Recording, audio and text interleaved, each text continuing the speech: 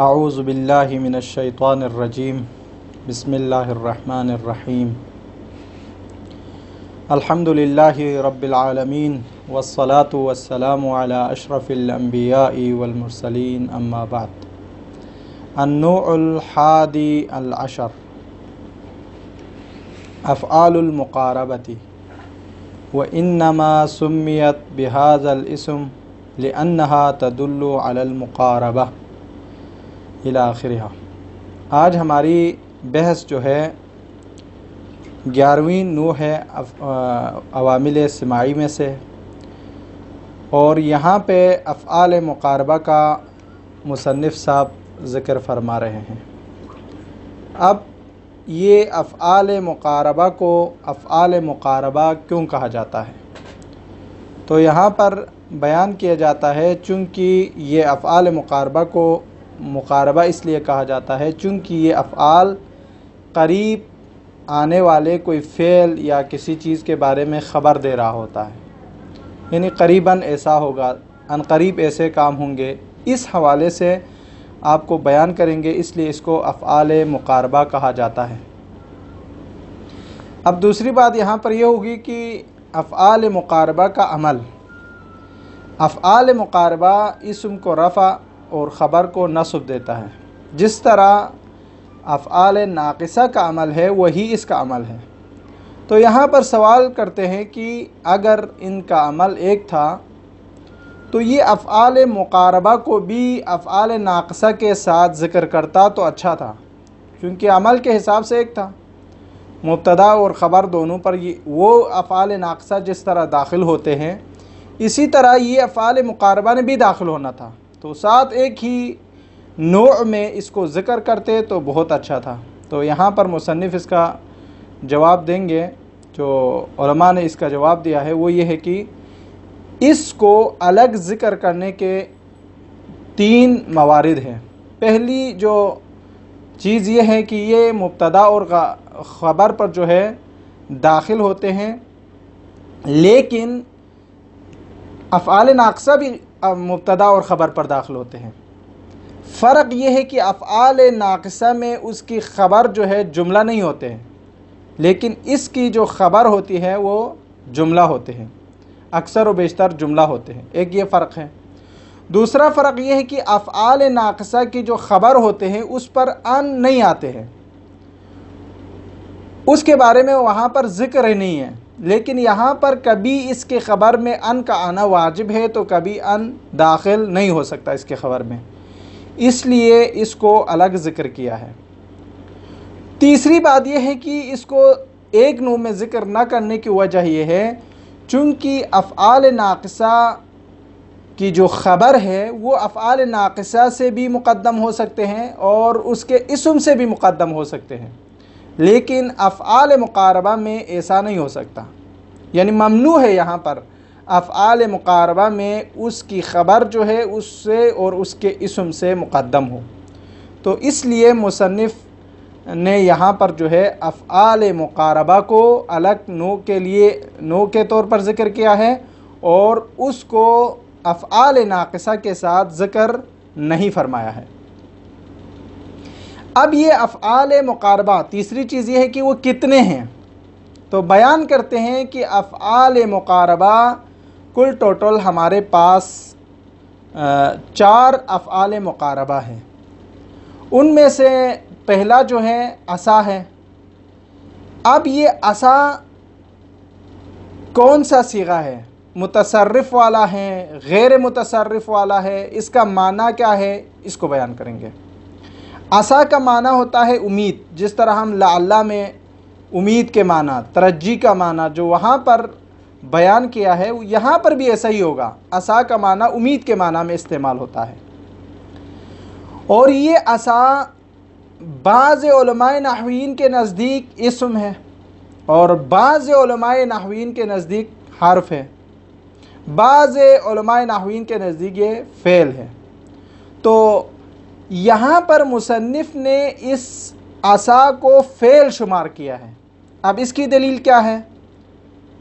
تو یہاں پر فرماتے ہیں یہ عصا جو ہے فعل ہے، اس کی دلیل یہ ہے کہ اس پر تائے ساکنہ کا داخل ہونا ممکن ہے اور داخل ہوتے ہیں، چونکہ تا کا داخل ہونا فعل کی علامت میں سے ہیں، حرف کی علامات میں سے نہیں ہے، اور یہ فعل متصرف ہے۔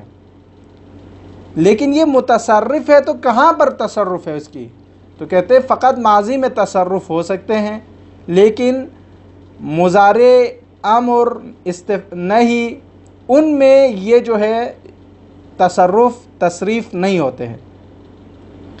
تو یہ جو ہے عصا فعل متصرف ہے، چونکہ اس پر تائے ساکنہ کو داخل کر سکتے ہیں، اور یہ عصا جو ہے غیر متصرف ہے اس عنوان پر کہ وہ مشتق نہیں ہوتے، اس سے مضارع نہیں نکل آتے ہیں، اس میں فاعل نہیں نکلتے، اس عصا کا جو ہے اس میں مفعول نہیں ہے، اس عصا کا امر نہیں ہے، اس عصا کا نہی بھی نہیں ہے۔ اور یہ جو عصا ہے، یہ جو افعال مقاربہ ہے، افعال مقاربہ ہی کہا جائے تو اچھا ہے، تو یہ افعال مقاربہ مبتدا اور خبر پر داخل ہوتے ہیں اور یہ عمل کرتے ہیں۔ مبتدا اور خبر پر داخل ہونے کے بعد جو ہے یہ عمل کرتے ہیں، اور عملی عنوان سے یہاں پر دو قسم کے عمل ہیں۔ ایک یہ ہے کہ وہ اسم کو رفع دے کر اس کو اپنا فاعل بناتے ہیں، اور خبر کو جو ہے نصب دیتے ہیں، اور اس کی خبر میں یعنی عصا کی خبر میں فعل مضارع ان کے ساتھ آنا ضروری ہوتا ہے۔ جب یہ ان کے ساتھ آتے ہیں تو اس کا مطلب یہ ہوگا کہ یہاں عصا بمعنی قربہ ہوتا ہے، قاربہ یا قربہ، یعنی قریب کے معنی میں استعمال ہوتا ہے۔ یہ ایک بات ہے۔ دوسری بات یہ ہے کہ آپ یوں بھی کہہ سکتے ہیں کہ یہ جب عصا جو ہے استعمال ہوتا ہو، مبتدا و خبر پر ہوتے ہیں، داخل ہوتے ہیں، تو اس کو اسم کے لیے رفع اور خبر کے لیے جو نصب دیتے ہیں تو یہاں پر قربہ کے معنی دے گا، اور جب یہ خبر جو ہے اس عصا کے بھی مطابق ہونا ضروری ہے، یعنی عصا جو ہے مذکر ہے تو اسم بھی اس کا جو ہے مذکر ہونا چاہیے۔ اگر عصا جو ہے مؤنث استعمال ہو رہا ہے تو وہ بھی مؤنث استعمال ہونا چاہیے، اس کے اسم بھی۔ اسی طرح عصا مفرد استعمال ہو، تثنیہ استعمال ہو رہا ہو، جمع استعمال ہو رہا ہو تو اس کا اسم بھی جو ہے مفرد، تثنیہ اور جمع میں استعمال ہونا چاہیے، یعنی مطابق ہونا چاہیے۔ یہ اس وقت ہے جب یہاں پر جو ہے اس کا جو عصا کا جو اسم ہوگا وہ اسم فاعل اس میں ظاہر ہوگا، تو وہاں پر جو ہے اس کا مطابق فاعل اور خبر کا ہونا ضروری ہے، یعنی عصا مذکر تو خبر مذکر، عصا مؤنث خبر مؤنث، عصا مفرد تثنیہ جمع تو یہ مفرد تثنیہ جمع، اس حساب سے۔ دوسری بات یہ ہے کہ اس کے عمل کا دوسرا ایک رخ ہے، وہ یہ کہ فقط اسم کو رفع دیتے ہیں لیکن خبر کو اس کے لیے ضرورت نہیں پڑتی ہے۔ پہلے ہم نے کہا اس کے عمل کرنے کے دو طریقے ہیں۔ پہلا طریقہ ہم نے بیان کیا کہ وہ اسم کو رفع خبر کو نصب دیتے ہیں اور اس میں فعل مضارع ان کے ساتھ آنا ضروری ہے، یہ ہم نے کہا تھا۔ لیکن ابھی فرماتے ہیں کہ نہیں، دوسرا طریقہ یہ ہے کہ وہ اسم کو رفع دیتے ہیں، خبر کی اس کو ضرورت نہیں ہوتی ہے، تو بھی یہاں پر معنی قربہ ہوں گے، اور جب یہ معنی قربہ ہوگا تو یہ جو ہے خبر کی طرف اس کا محتاج جو ہے نہیں رہے گا۔ تو جب یہ خبر کی طرف محتاج ہو تو اس کو آپ جو ہے عصائے تامہ کے ساتھ، آپ عصائے ناقصہ کے ساتھ آپ تعبیر کریں گے۔ جب یہ خبر کی طرف محتاج نہ ہو تو آپ اس کو عصائے تامہ کے ذریعے سے آپ تعبیر کریں گے۔ پہلے ہم انشاءاللہ اس عصا کو تطبیق کریں گے، دیکھیں گے، پھر انشاءاللہ اگر وقت رہے ہمارے پاس تو ہم انشاءاللہ قاعدہ کو شروع کریں گے جو کہ افعال مقاربہ میں سے دوسرا ہے۔ النوع الحادی عشر، 11واں نوع افعال المقاربتی، افعال مقاربہ ہے۔ اب یہ افعال مقاربہ کو الگ ذکر کرنے کی وجوہ تین تھے، تین وجوہ ہم نے بیان کیا جو کہ شرح میں۔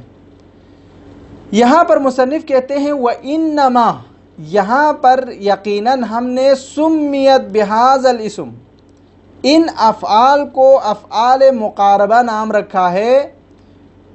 اب کوئی سوال کرتا ہے بھئی کیوں نام رکھا ہے اس کو؟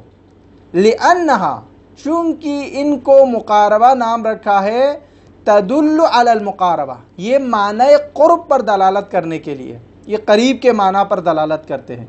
کوئی فعل جو کہ قریباً ان قریب انجام پانے والا ہو، ہونے والا ہے، شروع ہونے والا ہے کوئی کام، تو اس کے لیے وہی ہے۔ یہ افعال مقاربہ اربعۃ، چار ہے۔ الاول، سب سے پہلا عصا ہے، وہوا، یہ عصا فعل متصرف، عصا فعل ہے اور متصرف ہے۔ اب یہاں فعل اور متصرف کیوں کہا؟ دلیل یہ ہے کہ لدخول التاء الساکنۃ فیہ، چونکہ اس عصا میں تاء ساکنہ کا داخل ہونا کیا ہے؟ جائز ہے، داخل ہوتے ہیں۔ نحو، مثال کے طور پر اسد، تو اسد بن گیا تو یہاں پر عصا کے ساتھ تا داخل ہوا جو کہ تاء ساکنہ ہے۔ اب جب عصا سے اسد بنا تو یہ تاء ساکنہ ہوا تو یہ فعل بن سکا، اور یہ گردان ہوا، تصریف ہوا تو یہ فعل متصرف بن گیا۔ یہ ایک بات ہوگی اس کے بارے میں۔ بعض علماء کے نزدیک یہ فعل متصرف ہے، لیکن بعض علماء فرماتے ہیں وغیر متصرف، یہ عصا فعل متصرف میں سے نہیں ہے۔ کیوں؟ اس کی دلیل کیا ہے؟ اذ، چونکہ لا یشتق منہ، اس سے اشتقاق نہیں ہوتے ہیں، اس سے دوسرے جو صیغے نہیں نکل آتے، اس لیے اس کو فعل جامد کہا جائے گا، متصرف نہیں کہیں گے، جامد یعنی جس کے لیے کوئی اشتقاق، مشتقات وغیرہ اس کے موجود نہیں ہوتے ہیں۔ منہ، لا یشتق منہ مضارع، نہ اس سے مضارع نکلتا ہے، وَاسْمًا فَاعِلٍ وَمَفْعُولٍ، نہ اس سے اسم فاعل نکلتا ہے، نہ اس سے اسم مفعول نکلتا ہے۔ اصل میں یہاں پر عبارت یوں پڑھیں گے وَاسْمَانِ فَاعِلٌ وَمَفْعُولٌ تھا، لیکن یہاں نون اضافت کی وجہ سے گر گئی ہے، تو یہاں پر آپ کہیں گے وَاسْمًا فَاعِلٍ وَمَفْعُولٍ۔ اس میں فاعل بھی اس کا مشتق نہیں ہوگا، اس میں مفعول کے طور پر بھی مشتق نہیں ہوتے۔ وَأَمْرٌ وَنَحْيٌ، نہ اس سے اشتقاق امر ہو سکتا ہے اور نہ اس سے اشتقاق نہیں ہو سکتا ہے، نہیں بھی نہیں ہے، امر بھی نہیں ہے، فاعل بھی نہیں ہے، مفعول بھی نہیں ہے، مضارع بھی نہیں ہے مثلا، تو اس لیے یہ فعل غیر متصرف ہے۔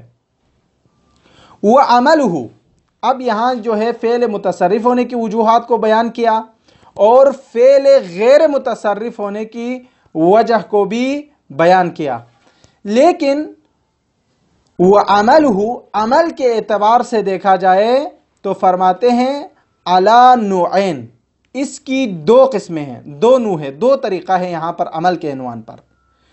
أَن يَرْفَعَ الْإِسْمَ وَهُوَ فَاعِلُهُ، پہلی جو نوع یہ ہے کہ یہ عمل کرنے کا اس کا طریقہ یہ ہے کہ اسم کو رفع دیتے ہیں، وَهُوَ فَاعِلُهُ، یہ رفع دینے والا اسم جو ہے اس کا فاعل ہوتا ہے اسی عصا کا۔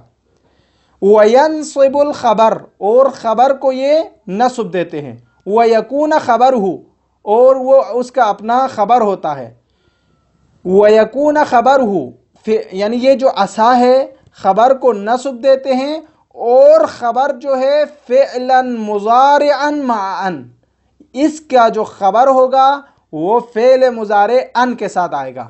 وَحِينَئِذٍ، جب یہ فعل مضارع ان کے ساتھ آئے تو یکون بمعنی قاربہ، تو اس کا معنی قارب کا معنی ہوگا، قریب کا معنی ہوگا، ان قریب کا معنی دے گا۔ نحو، مثال کے طور پر یہاں بیان کر رہا ہے عسى زید ان یخرج، عسى زید ان یخرج، تو یہاں پر عسى کیا ہے؟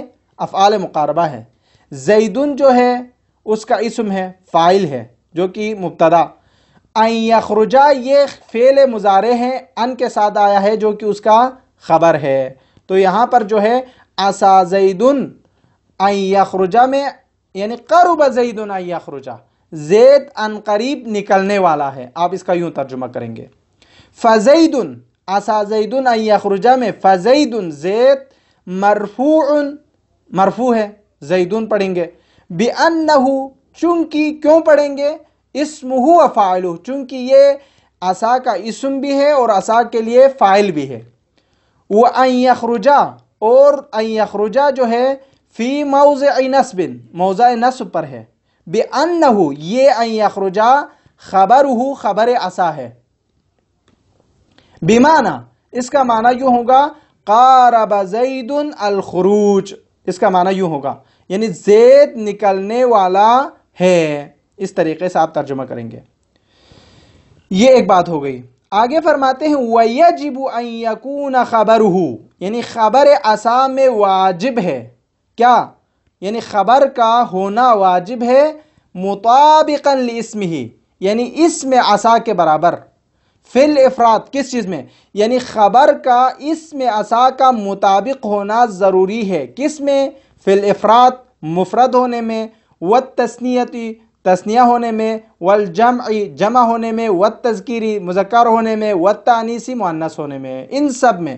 یعنی اگر اسم مفرد ہے تو تثنیہ، یعنی جو ہے خبر اس کی مفرد ہوں گے، اگر اسم تثنیہ ہے تو خبر تثنیہ ہوں گے، اگر اسم جمع ہے تو خبر جمع ہوگی، اگر اسم مذکر ہے تو تثنیہ بھی مذکر، یا یہاں جو ہے اس کے خبر بھی مذکر ہوں گے، اگر اسم مؤنث ہے تو تثنیہ بھی، اس کی جو خبر بھی جو ہے مؤنث ہوں گے۔ تو یہ جو ہے مطابق خبر کا اسم کے ساتھ ہونا واجب ہے۔ اب اس کی مثالیں آ رہی ہے۔ نحو عسى زید ان یقوم، اس کو آپ یوں کہیں عسى زید ان یقوم میں آپ یوں کہیں قرب زید ان یقوم، زید ان قریب کھڑے ہونے والا ہے، زید ان قریب اٹھنے والا ہے۔ تو یہاں پر عسى فعل مقاربہ ہے، زیدن جو ہے اس کا اسم ہے، فاعل مرفوع ہے، ان یقوم جو ہے، ان یقوم یہاں پر جو ہے اس کی خبر ہے، فعل مضارع ان کے ساتھ آیا ہے۔ تو یہاں پر شاید مثال ہماری یہ ہے کہ زید اسم ہے، مفرد ہے، مذکر ہے، تو یہاں اس کی خبر بھی مفرد مذکر آیا ہے جو کہ یقوم ہے۔ اسی طرح وعسى الزیدان ان یقوم، تو عسى زیدان ان یقوم میں زیدانی اسم جو ہے، اسم عسى جو ہے تثنیہ آیا ہے، مذکر آیا ہے، تو ان یقوم بھی تثنیہ مذکر آیا ہے۔ وعسى زیدون ان یقوموا میں زیدون عسى اسم عسى ہے، جمع مذکر آیا ہے، تو اس کی جو خبر ہے وہ بھی جمع مذکر آیا ہے۔ اسی طرح وہ اسد ہندن ان تقوم میں اسد ہندن یعنی ہندن مؤنث مفرد آیا ہے، تو اس کی خبر بھی جو ہے مفرد مؤنث آیا ہے۔ وہ اسد الہندانی ان تقوم میں جو ہے ہندانی تثنیہ مؤنث آیا ہے، تو اس کی خبر بھی جو ہے تثنیہ مؤنث آیا ہے۔ وہ اسد الہندات ان یقمن میں الہندات جمع مؤنث استعمال ہوا ہے اسم عسى، تو یہاں پر جو ہے اس کی جو خبر ہے وہ بھی جمع مؤنث استعمال ہوئے ہیں۔ وَهَذَا أَيْ كَوْنُ الْخَبَرُ مُطَابِقًا لِلْفَاعِلِ، تو یہاں پر جو ہے خبر جو ہے مطابق ہے کس کے؟ فاعل کے، خبر جو ہے مطابق ہے فاعل کے۔ اذا كان الفاعل اسما ظاہرا، یہ اس وقت خبر جو ہے مطابق فاعل ہونا ضروری ہے جب اس کا جو فاعل ہوگا وہ اس میں ظاہر ہوگا۔ اما اذا كان مضمرا، لیکن اگر اس کا فاعل جو ہے اس میں مضمر ہو تو فلیست المطابقۃ بینہما شرطا، اس میں ظاہر کے طور پر اگر فاعل ہو تو وہاں پر اسم اور خبر کے درمیان مطابقت شرط ہے، لیکن اگر اس میں فاعل جو ہے اس میں ظاہر نہ ہو، اس میں ضمیر ہو، تو وہاں پر جو ہے اسم اور اس کی خبر کے درمیان مطابقت شرط نہیں ہے۔ یہ ایک یعنی عمل کرنے کا ایک طریقہ تھا، جو کہ دو طریقے تھے یہاں افعال مقاربہ کے عمل کرنے کا، اور خصوصاً اس عصا کے بارے میں۔ تو یہ پہلا جو نوع تھا جو ذکر کیا عمل کے عنوان پر۔ والنوع الثانی من النوعین المذکورین، دوسرا نوع جو کہ اسی عمل کے حوالے سے، دوسرا جو عمل کرنے کا طریقہ یہ ہے کہ عصا کے اندر ان یرفع الاسم وحدہ، وہ فقط بفقط اسم کو رفع دیں گے۔ وذالک، یہ کب ہوں گے؟ یعنی فقط اسم کو رفع کب دیں گے؟ فرماتے ہیں وذالک، یہ اس وقت رفع دیں گے اذا کان اسمہ فعلا مضارعا معا، جب اس کا اسم جو ہے فعل مضارع ہو، ایک دوسرے بعد فعل مضارع مع ان کے ساتھ ہو، تو وہاں پر جو ہے یہ اسم کو جو ہے عمل اس اسم پر عمل کریں گے، رفع دیں گے اس کو۔ فَيَكُونَ الْفِعْلُ الْمُضَارِعُ، اس وقت یہ جو فعل مضارع اس کا اسم جو ان کے ساتھ آیا ہے اس میں سے فعل مضارع ما ان فی محل الرفع، رفع کی جگہ پر ہوں گے، بِأَنَّهُ اسمہ، کیوں محلاً مرفوع ہوں گے؟ چونکہ یہ اس کا اسم ہوگا اس لیے۔ وَيَكُونَ عَسَى، اور اس وقت یہ جو افعال مقاربہ ہے عسا ہے، حِينَئِذٍ بِمَعنَى قَرُبَ، وہ قربہ کے معنی میں ہوگا، قریب کے معنی میں، ان قریب کے معنی میں ہوگا۔ مثال کے طور پر یہاں بیان کر رہا ہے عَسَى أَن يَخْرُجَ زَيْدٌ، عَسَى أَن يَخْرُجَ زَيْدٌ، اس میں عسا جو ہے افعال مقاربہ ہے اور بمعنی قربہ ہے۔ ان یخرج میں ان یخرج جو ہے اس میں عسا ہے، چونکہ یہ محل اسم پر آیا ہے، اسم فاعل کی جگہ پر آیا ہے تو یہ جو ہے اس کا اسم ہوگا۔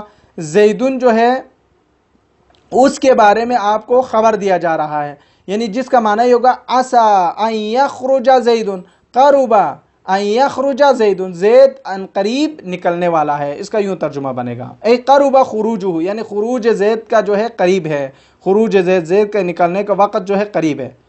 جب یہ فعل مضارع ان کے ساتھ آئے محل مرفوع کے عنوان پر عسا کے ساتھ، تو وہاں پر فلا یحتاج، تو یہاں پر جو ہے محتاج نہیں ہوں گے، فلا یحتاج، محتاج نہیں ہوں گے، ہاں فلا یحتاج فی ھذا الوجہ الی الخبر، اس صورت میں وہ خبر کی طرف محتاج نہیں ہوں گے، یعنی وہ اسی اسم کو ہی رفع دے گا، وہی اس کے لیے سب کچھ ہوگا، اس کے لیے خبر کی ضرورت نہیں رہے گی۔ بخلاف الوجہ الاول، وجہ اول کے خلاف، وجہ اول میں کیا تھا؟ نوع اول، جس کا عمل کا دو طریقہ ہم نے بیان کیا۔ پہلے میں یہ ہوتا تھا کہ اسم کو رفع، خبر کو نصب دیتا تھا، اور خبر جو ہے فعل مضارع ان کے ساتھ آتا تھا، اور یہ اس کی ضرورت تھی، اس کے بغیر اس کا معنی کلیئر نہیں ہو رہا تھا۔ لیکن یہاں پہ ایسا نہیں ہے، بخلاف الوجہ الاول، اب یہ وجہ اول کی ہی علت کو بیان کر رہا ہے، لأنہ سے، لأنہ ای الوجہ الاول، وجہ اول میں کیا ہوتا تھا؟ فرماتے ہیں لا یتم المقصود فیہ، یعنی عصا کے اندر مقصود عصا مکمل نہیں ہو رہا تھا، ہدف عصا مکمل نہیں ہو رہا تھا، اس کا معنی کلیئر نہیں ہو رہا تھا، بدون الخبر، خبر کے علاوہ، خبر کو اس کے لیے لانا بہت ضروری تھا، واجب تھا، اس لیے جو ہے وہاں پر اس کی ضرورت ہوتی تھی۔ لیکن فیکون الاول ناقصا، تو ہم وہاں پر عصائے اول جو کہ اسم کو رفع خبر کو نصب دینے والے عصا ہے، اس کو ہم عصائے ناقصہ کہیں گے، چونکہ وہ خبر کی طرف محتاج ہے۔ لیکن والثانی تامًا، لیکن یہ جو عصا ہے فقط اسم کو رفع دیتے ہیں، خبر کی اس کو ضرورت نہیں ہے، اس کو ہم نام رکھیں گے عصائے تام کہہ کر، چونکہ یہ خبر کی طرف محتاج نہیں ہے۔ والثانی قادا، دوسرا جو ہے قادا ہے،